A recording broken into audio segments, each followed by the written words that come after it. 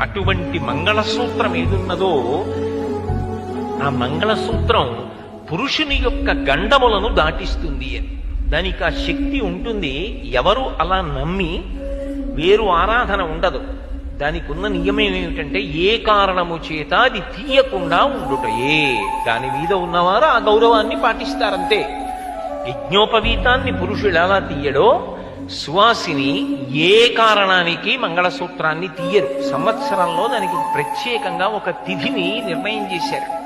ఆ తిథి నాడు మాత్రం ఏం చేస్తారంటే ఎవ్వరూ చూడకుండా మంగళసూత్రానికి ఎక్కడైనా ఇబ్బంది ఉండే అవకాశం ఉన్నదా అన్నది చూసుకోవడానికి ఒక పసుపు తాడు మెడలో వేయించుకుని ఈ సూత్రాన్ని తీసి ఓసారి చూసుకుంటారు.